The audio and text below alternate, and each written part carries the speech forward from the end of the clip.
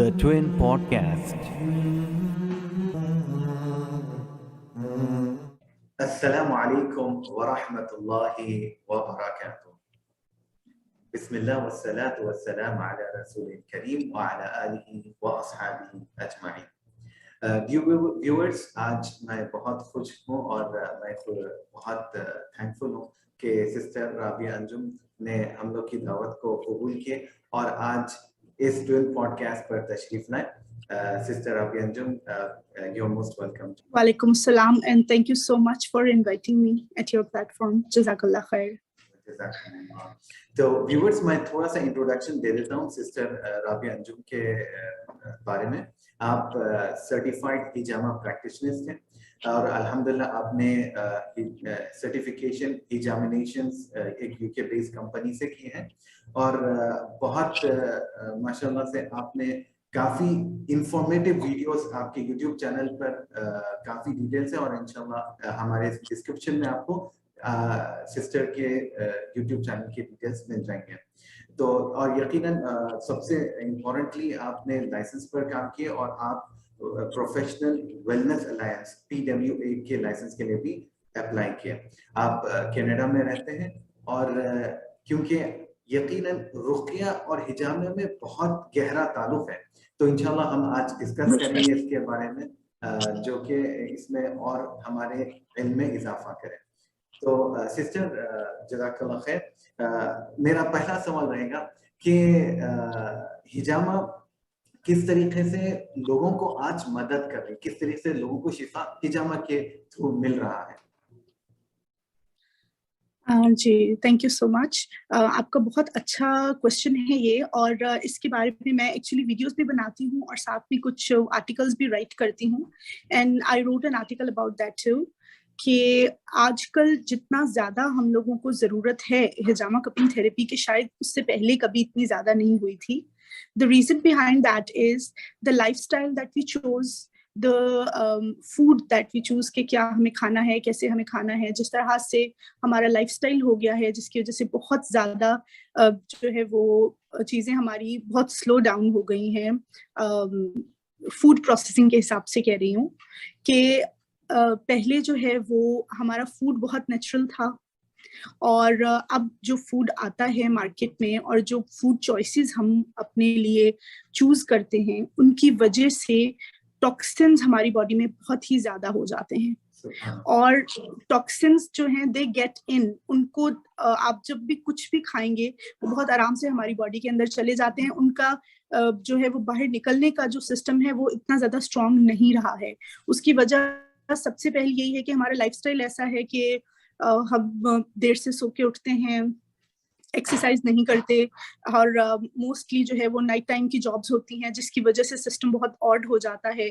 और processed food और जो ये फास्ट फूड है वो ज़्यादा हमारी डाइट का जो है वो हिस्सा बन गया हुआ है जिसकी वजह से जो है वो हमारी बॉडी में वो सब जो न्यूट्रिएंट्स हैं वो कंज्यूम हमारी बॉडी नहीं कर पाती, जिनकी वजह से इसको स्ट्रॉन्ग और प्रोटेक्टेड होना चाहिए.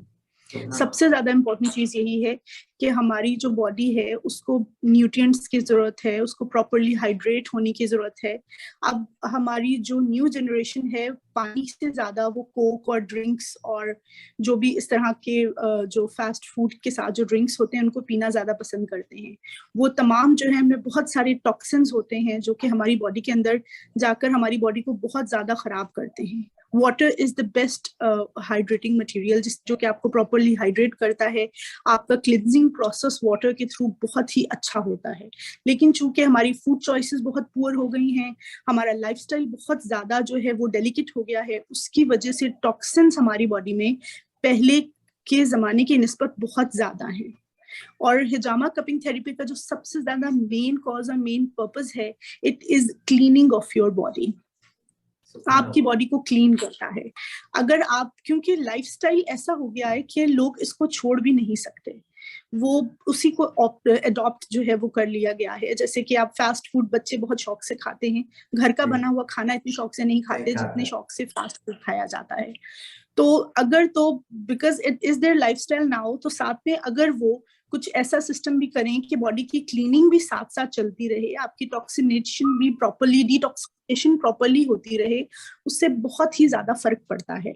उससे आपकी जो बॉडी की जो स्ट्रेंथ हमारी लूज हो गई है वो आपकी गेन हो जाती है, और भी बहुत सारे फायदे हैं जिनको हम आगे इंशाल्लाह डिस्कस करेंगे। लेकिन मेन जो मैं समझती हूँ, जैसे कि अब हमारा फूड है वो पहले की तरह नेचुरल और पहले की तरह प्रॉपर नहीं रहा है।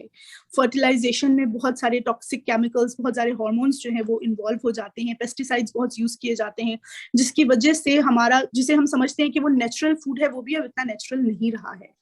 तो उसकी वजह से टॉक्सिन्स बहुत ज्यादा बॉडी में हो गए हैं, जिनको क्लीन अप करना और जिनको जो है वो प्रॉपर करना बहुत जरूरी है। तो इसका मतलब हुआ कि इन एडिशन अब वैसा होता भी है कि हम बच्चों को अगर रोकना भी चाहे, अगर दुकान में हम स्टेप इन कर दिए तो पूरे शक्कर की चीजें मिलेंगे और ओवरली स्पाइस्ड ऑफ होंगे। दूसरी चीज ये प्रॉब्लम है कि एक तो हम पानी भी इनपुट, अगर प्यास भी लगी तो हम जाके पेप्सी और कोक को उठा लेंगे, या कौन सा भी जूस बच्चे उठा लेते, चाहे मैंगो जूस हो या any of that sort beverages को उठा लेंगे। अब इवन बड़ों के पास अगर हम आ जाते हैं तो यूजुअली सबसे इजी थिंग, अगर पानी is the last thing that we opt, क्योंकि थोड़ा उसके अंदर प्लेन टेस्ट नहीं रहता, तो थोड़ा सिजलिंग टाइप के जूसेस ले लेंगे ताकि रिफ्रेश क्विक हो जाए, एनर्जी जल्दी मिल जाए बॉडी को। तो बेसिकली सिस्टर आप बहुत इंपॉर्टेंट चीजें बताएं यहाँ पे, दो चीजें, एक टॉक्सिन्स जो अंदर है वो पानी से ज्यादा अपन लोग उसको क्या अपने वॉश ऑफ करते हैं, दूसरा हिजामा से आप क्या अपने टॉक्सिन्स को निकाल सकते हैं, रिमूव किया जा सकता है। बिल्कुल। तो अब ये टॉक्सिन्स की वजह से लोगों को क्या क्या बीमारियां होती, और हिजामा से किस तरीके से उन लोगों को फायदे हो सकते हैं? टॉक्सिन्स की वजह से जो अब तक मुझे एक्सपीरियंस करने को मिला है और जो मैंने देखा है, सबसे जो बड़ा और ड्रास्टिक प्रॉब्लम है वो हार्मोनल इम्बैलेंसिंग का है, स्पेशली इन यंग किड्स। क्योंकि प्रोसेस्ड फूड और फास्ट फूड का ज्यादा रिवाज जो है वो आजकल के यंग बच्चों में है, उनमें सबसे ज्यादा और सबसे मेजर प्रॉब्लम हार्मोनल इश्यूज का है। और हार्मोनल इम्बैलेंसिंग की वजह से बहुत सारे जो प्रॉब्लम्स हैं वो आपकी बॉडी के साथ अटैच हो जाते हैं। तो जब आप कहते हैं कि मुझे हार्मोनल इम्बैलेंसिंग का इश्यू है, इसमें आपकी ऑलमोस्ट हर तरह की प्रॉब्लम्स आपकी उसके अंदर इन्वॉल्व हो जाती हैं।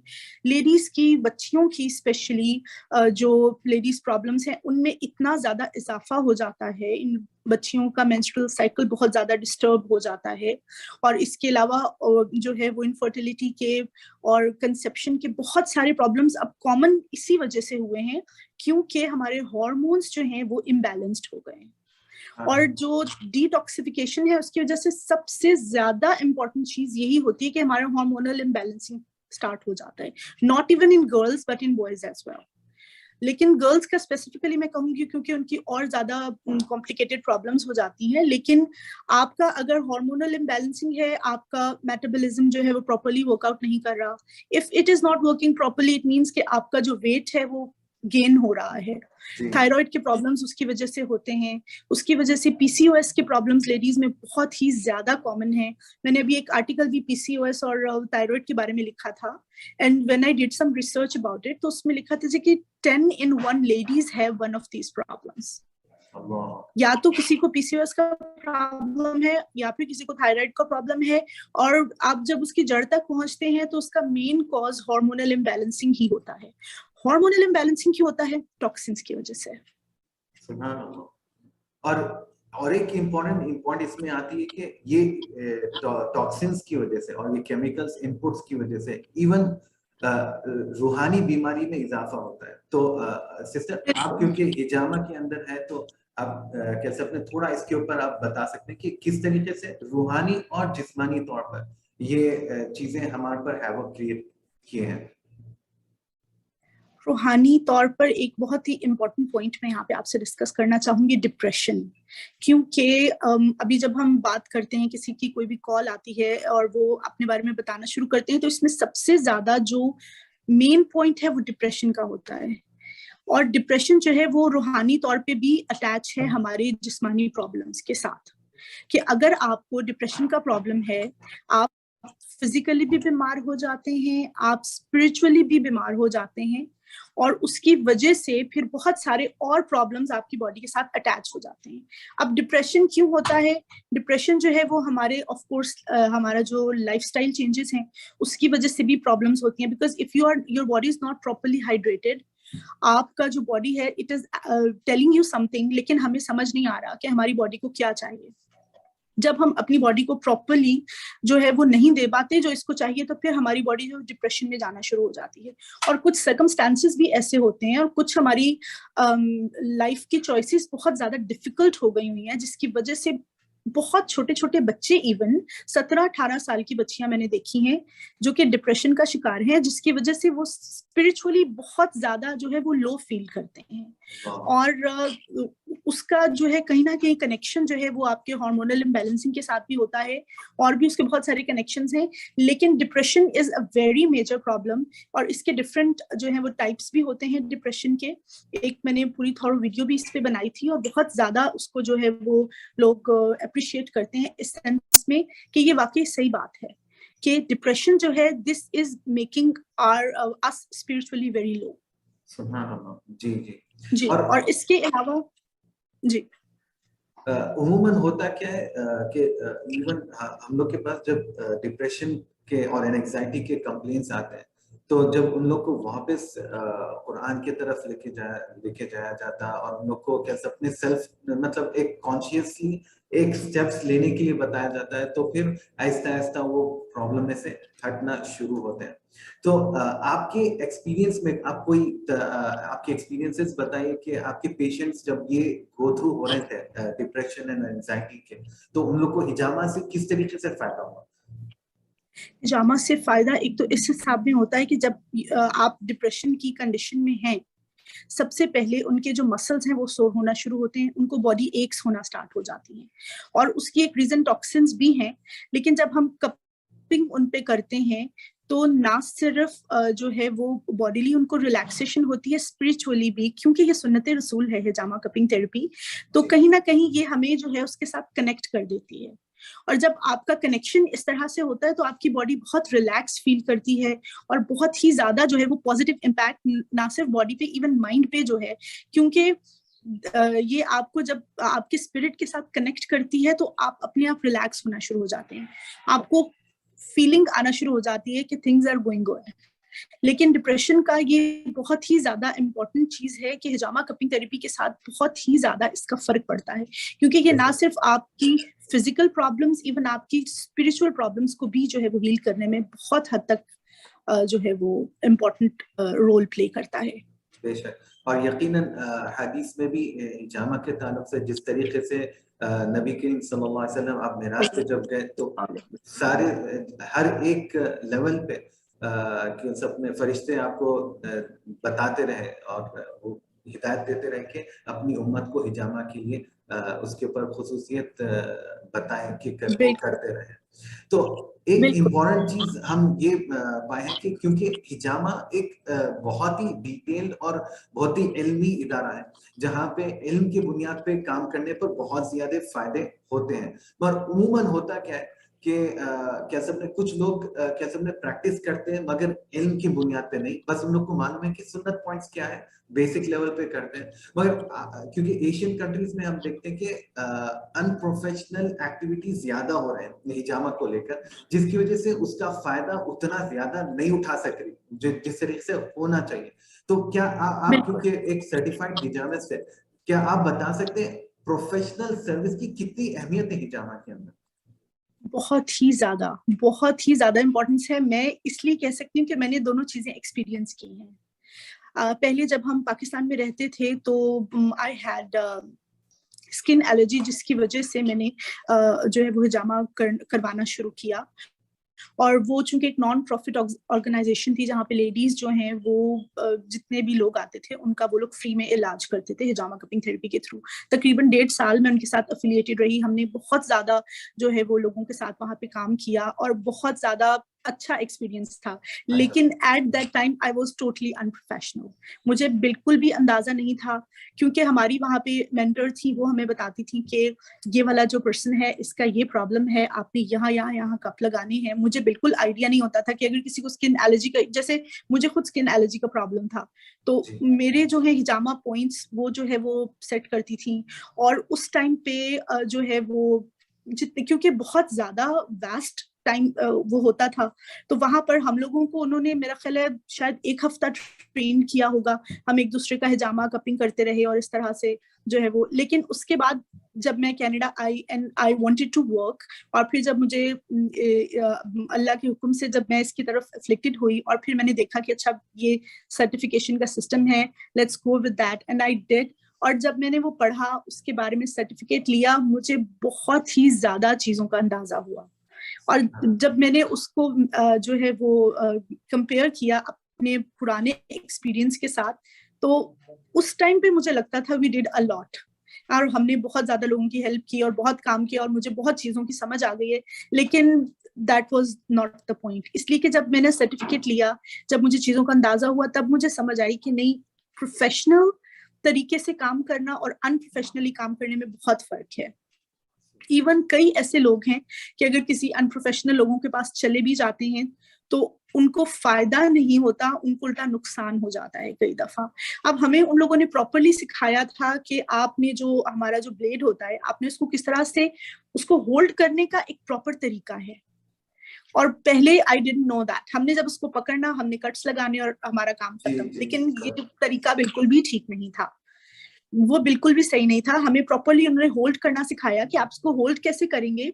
और आपको अक्सर जो है वो, जब मेरे यूट्यूब का जो मेरा चैनल है उस पर अक्सर नीचे जो पॉइंट्स लोगों ने लिखे होते हैं, उनका ये होता है हमें इसकी वजह से ये फायदा नहीं हुआ। इवन लोगों को ये आइडिया नहीं होता कि आपको जो आपका अपर बॉडी स्किन है, एपिडर्मिस जो हमारा है, उसके ऊपर आपको शैलो कट्स लगाने चाहिए। बहुत डीप कट्स लोग लगा देते हैं। हमारी एपिडर्मिस से नीचे जो हमारी लेयर है, उसमें हमारी आर्टरीज एंड कैपिलरीज होती हैं, जिनको हम टच नहीं कर सकते। खुदा न खास्ता अगर उसमें से भी कोई टच हो गई तो आपको बहुत ज्यादा नुकसान हो सकता है। अब जो प्रोफेशनल नहीं है, जिसको अंदाजा नहीं है, वो इन चीजों को गौर नहीं करते। हाइजीन का बहुत ज्यादा पॉइंट इम्पोर्टेंट है। अगर आपने सीखा नहीं है, आपने जो है उसको पढ़ा नहीं है, तो आपको अंदाजा नहीं होगा कि hygiene is very important in this. आपको हाइजीन का बहुत ख्याल रखना होता है। मेरे पास अक्सर 2 या 3 एक साथ जब क्लाइंट्स आती हैं लेडीज, तो वो मुझे, उनको ये होता है कि जी हमारे पास टाइम कम है, आप जरा थोड़ा जल्दी कर दें, आप ऐसा करें, हम दोनों को इकट्ठे कर दें। तो कहती है देखिए ऐसे नहीं होता है। हाइजीनिकली मैं एक ग्लव के साथ 2 लोगों को डील नहीं कर सकती। आप लोगों की अपनी हेल्थ की सेफ्टी के लिए प्रॉपर नहीं है। लेकिन पहले हम ये सब करते रहे हैं क्योंकि हम लोगों को इन चीजों का अंदाजा नहीं था कि ये इतना ज्यादा इंपॉर्टेंट है। आपको प्रॉपर जो है वो हाइजीन होनी चाहिए। आपको कितने कट्स लगाने हैं, कौन से पॉइंट लगाने हैं, कहाँ लगाने हैं। मैंने अपनी जिनके साथ मैंने किया अपना ये जामानेशंस के साथ, उन्होंने बहुत अच्छे से हर चीज जो है वो एक्सप्लेन की, और प्रॉपर उनका एक कोर्स है, और उसके साथ बहुत ही ज्यादा मुझे इन्फॉर्मेशन मिली है। इवन एनाटॉमी का आपको आइडिया होना चाहिए कि आप कहाँ, क्योंकि जाहिर है कई ऐसी हमारी नर्व्स होती हैं that we can see from our skin, वहां पर आपको कप्स नहीं लगाने चाहिए। अब जो अनप्रोफेशनल है उनको इन चीजों का आइडिया नहीं होता है, वो बस आप कप लगाएं, कट लगाएं and that's all, the job is done. But this is not how it is supposed to be done. जी जी। तो सुभान अल्लाह, जो अनप्रोफेशनल लोग हैं, अगर उन लोग क्या अपने, या एक कॉमन मास है, अगर उन लोग हिजामिस्ट प्रैक्टिशनर बनना चाहें तो आपकी सलाह उन लोग के लिए क्या है? मैं बिल्कुल ये, अब मैं तो चले चूंकि पाकिस्तान में रहती नहीं थी, आउट ऑफ कंट्री से थी, वहां पर मैंने जो है ये किया था। अब पाकिस्तान में बहुत सारे ऐसे इदारे खुल गए हैं जहां पर हिजामा के जो है वो प्रॉपर सर्टिफिकेट के साथ जो है लोग सर्टिफाइड होते हैं, फिर अपना एक प्रॉपर बिजनेस जो है वो इसके हिसाब में स्टार्ट करते हैं। If you want to do this properly, professionally, पहले आप इसका सर्टिफिकेट लीजिए, प्रॉपर लाइसेंस लीजिए। परमिशन जो है वो लेनी बहुत ही ज्यादा जरूरी है, क्योंकि खुदा न खास्ता कभी कोई मिसहैप भी हो सकता है, तो आपकी बैक के लिए कुछ ना कुछ ऐसा होना चाहिए जो कि आप जो है वो अपनी सेफ्टी के लिए रख सकते हैं पास। तो ये 2-3 चीजें, आपका सर्टिफाइड होना, आपका लाइसेंस्ड होना, ये आपका जो बिजनेस है उसका रजिस्टर होना, ये सब चीजें बहुत ही ज्यादा इंपॉर्टेंट है फॉर योर सेफ्टी। बेशक बेशक। जी, और आपको बॉडी के सिस्टम का आइडिया होना बहुत जरूरी है कि कहाँ आप कप लगा सकते हैं और कहाँ आप नहीं लगा सकते हैं। जी जी हाँ, डूज एंड डोंट्स बहुत इंपॉर्टेंट है। और यकीनन क्योंकि हिजामा डायरेक्टली लिंक्ड अप दीन, हमारे दीन से, तो फूड सर्विसेज देने से हम अपने दीन को भी नुकसान पहुंचाते हैं, जो जो कि बहुत काफी लेवल पे हम कर चुके हैं, और अनफॉर्चुनेटली उससे नुकसान भी। और हिजामा को जिस लेवल पे इंटरनेशनली अपने को लेके जाना था, अब तक अपन उतना कामयाबी नहीं पाए, कर नहीं पाए, जो कि क्योंकि दीन और क्योंकि इस्लाम ने ऐसे कुछ खुसूसियातें हैं जो कि इंसान को इतने फायदे हैं इसके अंदर, स्पेशली आज के एरा में, तो उसको अहमियत देते हुए, उसको सही स्टेप्स लेते हुए, उसको प्रोफेशनली प्रिजर्व करके उसको आगे बढ़ना, ये हमारी जिम्मेदारी है, जिससे हमारा दीन के ऊपर भी फर्क पड़ता है, दीन पे भी फर्क पड़ता है। बिल्कुल फर्क पड़ता है, बिल्कुल बिल्कुल। एक चीज जिसका फायदा है, अगर आप उसको प्रॉपरली प्रोफेशनली नहीं कर रहे हैं और आपको उसका नुकसान हो रहा है, तो आप उन सब लोगों का नुकसान कर रहे हैं जो इसको प्रॉपरली और अच्छे तरीके से करने की कोशिश कर रहे हैं। ये एक प्रेजेंटेशन है हमारी। अभी वहां पर अक्सर लोग मुझसे पूछते हैं कि आपके पास तो सिर्फ मुस्लिम्स आते होंगे कपिंग थेरेपी कराने के लिए क्योंकि सुन्नत रसूल है, लेकिन मेरे पास नॉन मुस्लिम्स भी आते हैं। वो इस हिसाब में आते हैं कि उन्होंने सुना होता है कि अच्छा कपिंग जो है होती है, उससे टॉक्सिन्स निकलते हैं, उससे बॉडी एक्स ठीक होती हैं, तो we want to try that. और वो ट्राई करते हैं और उनको बहुत अच्छा फील होता है, और वो बहुत अच्छे से जो है वो मुझे कॉल्स कर रही होती हैं बाद में लेडीज के, वी फेल्ट रियली गुड, हमें बहुत अच्छा लगा आपने हमें किया। हालांकि वो मुसलमान नहीं है, हमारा तो ईमान है, हमारा ईमान है कि हिजामा कपिंग थेरेपी सुन्नत रसूल है और इससे हमें फायदा होता है।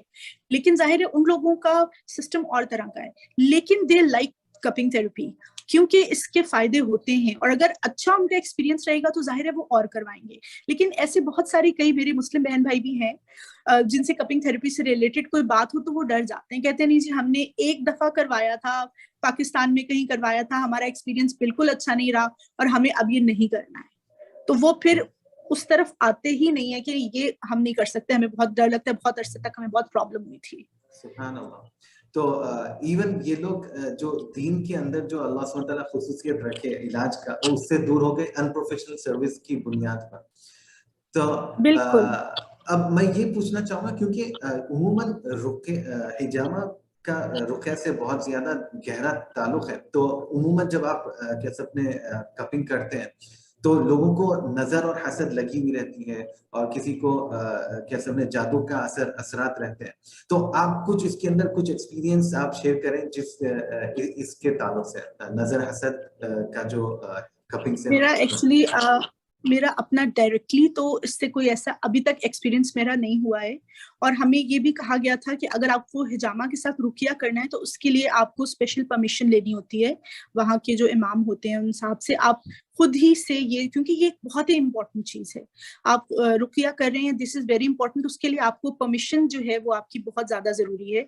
तो मैं अभी उस लेवल तक नहीं गई हूँ कि मैं प्रॉपर परमिशन लेके ये सब काम स्टार्ट कर सकूं, लेकिन इंशाल्लाह it is on my work list. मैं इसको इंशाल्लाह आगे प्रोसीड जरूर करूंगी, क्योंकि उसके लिए भी एक कोर्स है जो मुझे करना होगा, और उसकी मुझे सर्टिफिकेशन जब मिलेगी इंशाल्लाह उसके साथ फिर ये भी स्टार्ट करूंगी। लेकिन मैंने खुद डायरेक्टली तो ऐसा डील नहीं किया, लेकिन जब हम लोग पाकिस्तान में काम करते थे और एज ए वॉलंटियर मैंने जब काम किया तो वहां पर ये चीज मैंने देखी थी।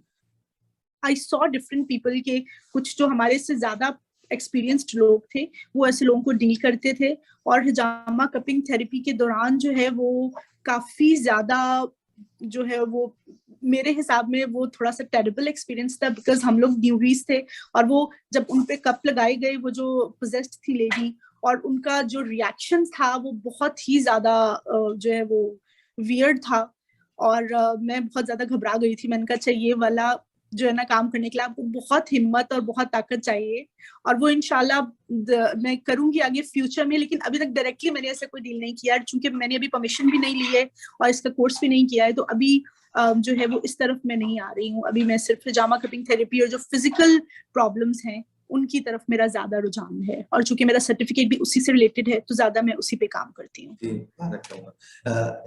क्योंकि हिजामिस के तौर पर, क्योंकि the other side of the story कोई बताते नहीं है, तो एज अ हिजामिस्ट आप what you go through as a हिजामिस्ट, क्योंकि डिफरेंट टाइप्स ऑफ पीपल आते हैं, उन लोग को आप हिजामा करते हैं, तो एज अ हिजामिस्ट आपकी साइड ऑफ द स्टोरी क्या है? हम लोग एक्चुअली मैंने अपने कोर्स में भी ये पढ़ा था कि sometimes that you don't know what the other person is going through, तो उसके लिए आपको अपने आप को spiritually protect करना बहुत जरूरी होता है। तो हम लोग भी प्रॉपरली जो है वो क्लीन होके, प्रॉपर ड्रेस्ड होके जो है वो सलातुल हजात की 2 रकात नमाज अदा करते हैं, अपनी प्रोटेक्शन के लिए दुआ करते हैं। साथ में आयतुल कुर्सी का जो है वो विर्द हमारा कंटिन्यू रहता है ड्यूरिंग द प्रोसेस, और जो हमारे चारों कुल हैं उनको पढ़ के भी अपने ऊपर जो है वो दम करते हैं, ताकि अपने आप को भी हम लोग स्पिरिचुअली प्रोटेक्ट कर सकें। और ये जो है ये प्रोटेक्शन हमारे लिए बहुत जरूरी है। मेरा तो अपना एक्सपीरियंस ऐसे नहीं हुआ, लेकिन आई हर्ड दैट कि समटाइम्स जब किसी ऐसे पर्सन का हिजामा किया जाता है तो उससे जो है वो हिजामिस्ट को भी इफेक्ट होता है। वो जो है उनकी सेहत पर स्पिरिचुअली थोड़ा बहुत उनको इसका असर होता है। इसीलिए हमें प्रॉपर उन्होंने जब ये मैंने कोर्स और जब मैंने कोर्स नहीं किया था, हम लोग को इतना अंदाजा नहीं था कि these things are very important. लेकिन हमारी मेंटर हमें ये कहा करती थी कि आफ्टर डूइंग हिजामा फॉर ऑल दोस पीपल, एक दिन में हम लोग तकरीबन 7 से 8 लोगों का हिजामा करते थे वहां पर, जब मैं ऑर्गेनाइजेशन के साथ लिंक थी। लेकिन at the end of the day हमारा जो सुन्ना पॉइंट यहाँ पे होता है अल-काहिल, यहाँ पर हम लोग जरूर कप लगवाते थे एक दूसरे से अपने आप को प्रोटेक्ट करने के लिए, दैट इफ समथिंग हैपन, क्योंकि ये सुन्ना पॉइंट भी है और इसके बहुत ज्यादा फायदे हैं। एक हदीस के मुताबिक 72 problems, if any one of that is in your body, इस एक पॉइंट पे कप लगाने से जो है वो अल्लाह के हुक्म से आपके वाले मसले जो है वो हल हो जाते हैं। तो अब अपनी प्रोटेक्शन के लिए हम लोग यहाँ पर कप जरूर लास्ट में at the end of the day लगवा कर जाया करते थे, टू प्रोटेक्ट आवरसेल्व्स। जी, अब इसके अंदर बास हिजामिस्ट के साथ हम लोग का गुफ्तगू जब होती थी तो प्रोटेक्शन बहुत ही लो लेवल पे करते थे। जाहिर सी बात है क्योंकि ट्रेनिंग नहीं दी जाती और इनके कमी की वजह से नहीं करते। तो आप उन लोग को क्या एडवाइस देना चाहेंगे इसके इस सिलसिले में? नहीं, अपनी प्रोटेक्शन बहुत ही ज्यादा जरूरी है। आपको आयतुल कुर्सी का विर्द करना जरूरी है, 7 टाइम्स आप अपने ऊपर पढ़ के उसको दम कीजिए। आप सलातुल हजात के 2 नवाफिल अदा कीजिए, अपनी प्रोटेक्शन के लिए दुआ करें। और कुरान मजीद की जो सूराज हैं जिनसे बल्कि रुकिया किया जाता है, उन तमाम सूराज को पढ़ के अपने ऊपर दम करना बहुत जरूरी है। और इंशाल्लाह अल्लाह के हुक्म से जो है वो प्रोटेक्शन हो जाती है। और जिनको ये नहीं करते हैं उनको फिर कई दफा जो है वो फिजिकली भी प्रॉब्लम्स इनकी वजह से और स्पिरिचुअली भी प्रॉब्लम्स का सामना करना पड़ता है। तो हम लोगों को ये चीज सिखाई गई थी कि इसको आपने अपने आप को प्रॉपरली, क्योंकि हमारा प्रोफेशन है ये, तो अपने आप को जो है ये प्रोटेक्ट करना बहुत ही ज्यादा जरूरी है। इस चीज को लाइट जो है वो बिल्कुल भी नहीं लेना चाहिए। जी, एक लास्ट क्वेश्चन रहेगा मेरा कि एज अ पेशेंट उन लोग को आप क्या एडवाइस देंगे कि अगर वो हिजामा ट्रीटमेंट लेने जाते हैं तो what is your advice for them? Well, my one and only advice is कि थोड़ा सा सब्र के साथ काम लें। क्योंकि होता ये है, मैं अक्सर सोचती हूँ कि लोग इतनी जल्दबाजी में क्यों होते हैं। उसकी रीजन ये है कि हमारा लाइफस्टाइल ऐसा हो गया है। फर्स्ट करिए, अगर हमें सर दर्द हो रहा है तो हम मेडिसिन लेते हैं, विद इन 20 डेज हमारा 20 मिनट्स हमारा जो सर दर्द है वो ठीक हो जाता है।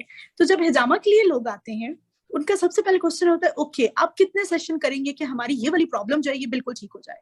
और अक्सर लोग मेरी वीडियोस वगैरह देख के भी आते हैं, और वो इतनी, आपने तो अपनी वीडियो में कहा था कि 6 to 7 सेशंस जो है वो होते हैं, उसके बाद ये चीज ठीक हो जाती है। तो मैं फिर उनसे ये कहती हूँ, देखिए आप, क्योंकि ये एक नेचुरल प्रोसेस है, कोई केमिकल्स और कोई इस तरह की चीजें इसमें इन्वॉल्व नहीं है कि आपको अब आपको माइग्रेन से 20 मिनट्स में आराम तो आ गया, लेकिन आपको ये नहीं पता besides that medicine, what did that medicine do inside your body. Hijama cupping therapy एक नेचुरल प्रोसेस है, ये स्लोली वर्कआउट करता है। मैं लोगों को सबसे पहले ये कहती हूँ कि अगर आपने ये वाला काम करना है तो आप, प्रोसेस स्लो है, लेकिन गारंटी है कि इंशाल्लाह अल्लाह के हुक्म से इंशाल्लाह आराम मिलता है। लेकिन लोग सब्र नहीं करते हैं। एक बार आते हैं, 2 बार आते हैं, तीसरी बार ओके हमें इससे आराम नहीं आ रहा, so no it doesn't work. तो मैं फिर उनको ये कहती हूँ कि आपको प्लीज थोड़ा सा सब्र से काम लेने की जरूरत है, क्योंकि ये नेचुरल प्रोसेस है, इट वर्क्स स्लोली। तो वो फिर जो सबर नहीं करते वो फिर ये कहते हैं कि अच्छा ये तो नहीं वर्क करता है, it doesn't work at all. अब मेरी जब स्किन एलर्जी का प्रॉब्लम हुआ था मुझे, मेरा तकरीबन ये 10 साल पुराना प्रॉब्लम था। I was a student when I had that problem. Aahista Aahista वो बढ़ता बढ़ता बहुत ज्यादा हो गया, फिर कपिंग थेरेपी करवाई और 10 साल पुराना मेरा प्रॉब्लम था। जब मैंने कपिंग थेरेपी करवाई, तकरीबन मैंने 13 मंथ्स कॉन्टिन्यूसली कपिंग थेरेपी करवाई थी। I had so many toxins in my body जिनको निकलने में टाइम लगा, और once in a month किया जाता है ये प्रोसेस। ऐसा नहीं है कि आपको मैं every week का बोल रही हूँ, क्योंकि जब हम कपिंग थेरेपी करते हैं, कप्स लगाते हैं, कट लगाए जाते हैं, उनको हील होने के लिए भी मैक्सिमम 2 to 3 वीक्स का टाइम चाहिए होता है। उसके बाद वंस इन अ मंथ जो है स्पेशली सुन्ना डेज में कॉल किया जाता है कि जी आप सुन्ना डेज में आए, उसमें फायदा बहुत ज्यादा है, और ज्यादा लोग सुन्ना डेज में ही आते हैं। लेकिन होता यही है कि अच्छा आप एक बार करके हमारा मसला खत्म कर दें ताकि जो है हमें दोबारा आना ना पड़े। तो मैं फिर सबको यही एडवाइस करती हूँ कि देखिए अगर आपको जल्दी है तो फिर आप डॉक्टर के पास ही जाइए। ये वाला काम स्लोली स्टडीली वर्कआउट होता बहुत अच्छे से है, लेकिन ये स्लोली काम करता है। तो इसलिए ये सबसे इंपॉर्टेंट चीज है जो मैं सबसे पहले सबको बताती हूँ कि अगर आपको जल्दी है तो you are not on a right spot. अगर 100% आपको प्रॉपर क्योर चाहिए और आपको जो है वो अच्छे तरीके से चाहिए तो yes come over here, otherwise आप जो है वो फिर डॉक्टर पर जाइए। आजकल वैसे भी ट्रेंड यही है कि मेडिसिन लो और जो है वो हमारा प्रॉब्लम जो है जी जी और उससे होता क्या है कि क्विक और इजी दवाइयों से हमारे केमिकल्स अगेन एक चीज को सही कर देती है, दूसरी चीज को खराब कर देती है, तो जड़ से और चीज अभी मैं उखड़ती बिल्कुल बिल्कुल और अभी मैं आपको बताऊं ज्यादातर हमारी जो डिजीजेस और प्रॉब्लम्स इस तरह की हैं कि जिसमें आप continuously you are taking medications. ये नहीं है कि आपने मेडिसिन लिए, आपका प्रॉब्लम ठीक हो गया, now you are good to go. आप जब तक हैं आपको मेडिकेशंस की जरूरत पड़ती रहती है, आप कंटिन्यूअसली मेडिकेशंस ले रहे हैं। मुझे जब ये स्किन प्रॉब्लम का इश्यू था, मैं जब ऑइंटमेंट्स अपनी हाथ पे लगाती थी मेरी प्रॉब्लम ठीक हो जाती थी। जो ही मैं ऑइंटमेंट छोड़ती थी वो मेरी प्रॉब्लम फिर से स्टार्ट हो जाती थी। इसकी वजह से मैं इतनी ज्यादा परेशान होगी। इट्स बीन 10 years और मैं कब तक इस चीज को इस तरह से लेकर चलूंगी। मैं इतनी ज्यादा परेशान हो गई थी कि क्यों होता है ऐसे। तो लेकिन मैं यही सबको बोलती हूँ कि 13 months I continuously did hijama cutting therapy. मैंने एक भी महीने का गैप नहीं किया था उसमें, क्योंकि और यकीन कीजिए कि पहले 4-5 महीने मुझे बिल्कुल फर्क फील नहीं हुआ। मैं वहां गई हूँ, मेरी प्रॉब्लम सेम थी। 4 to 5 months my problem was the same, लेकिन मैं continuously जाती रही because I had faith on hijama cupping therapy कि नहीं ये सुन्नत रसूल है तो ये वर्कआउट करेगा। एंड शुक्र अल्हम्दुलिल्लाह इट वर्कड आउट। लेकिन लोग इतना सब्र नहीं करते हैं, वो 2 से 3 बार करवाते हैं, चौथी बार कहते हैं अच्छा ये नहीं हो रहा है तो ये तो नहीं होता, इट्स नॉट वर्किंग, सो अब नहीं होगा ये। तो मैं फिर ये उनसे कहती हूँ कि अगर आप सब्र रख सकते हैं तो आप आइए, otherwise choice is all yours. जज़ाकल्लाह खैर सिस्टर, आपने बहुत इम्पोर्टेंट इंफॉर्मेशन दिया। डियर व्यूअर्स, अगर आपको ये वीडियो पसंद आई तो ज़रूर आप अपने लोगों में शेयर कीजिए, उसको लाइक कीजिए और यकीनन आप सब्सक्राइब भी कीजिए। जज़ाकल्लाह खैर, और इंशाल्लाह हम और भी इंटरेस्टिंग सब्जेक्ट्स लाते रहेंगे हिजामा के ताल्लुक से। अंटिल नेक्स्ट टाइम, अस्सलाम वालेकुम व रहमतुल्लाहि व बरकातहू।